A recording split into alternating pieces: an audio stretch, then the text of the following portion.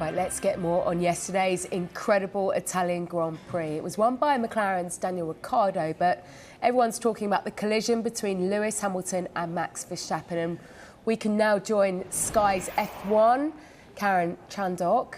Karun, thanks very much for joining us. That crash was frightening, wasn't it? So serious to watch. It could have been a lot worse. What was your take on it? Yeah, you're absolutely right.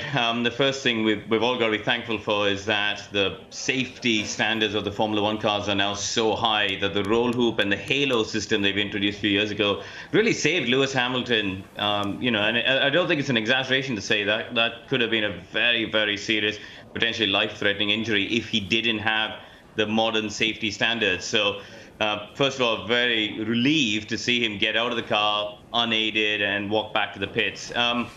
As far as the incident is concerned, I think the stewards have penalized Max, and actually, the more you look at it, I think that's the right decision. You know, what they judged was he was more to blame. They didn't say that he was wholly to blame, but he was more to blame than Lewis was.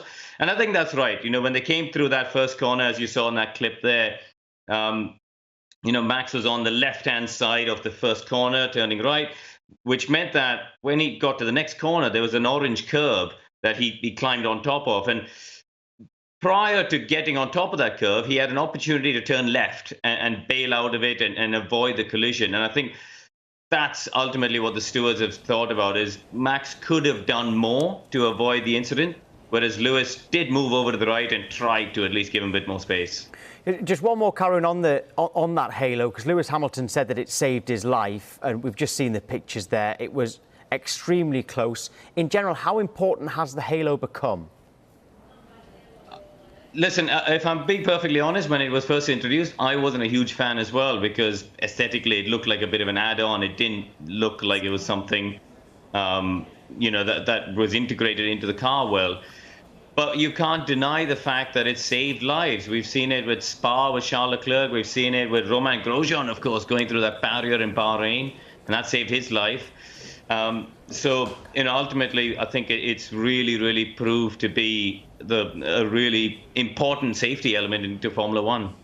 You've talked about where you feel maybe the blame lies. Everyone loves a rivalry, don't they? But after Silverstone and now Monza, do both Hamilton and Verstappen need just to rein it in a little bit? Do they maybe need to be spoken to?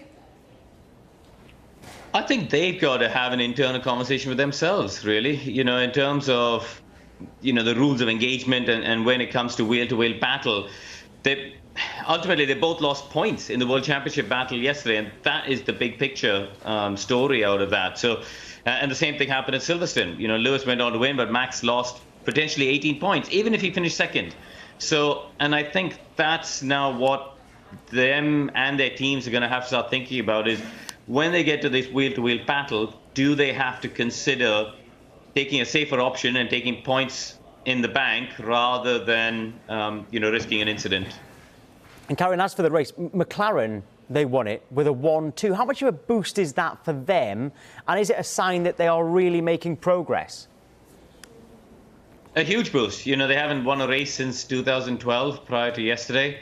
I think it's a fantastic result for them and everyone at the team. They, we all want to see McLaren and Williams, these great historic teams, and Ferrari, the historic teams of F1 at the front end.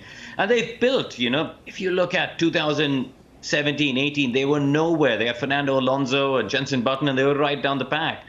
But they've really built a strong team in the last 2 years.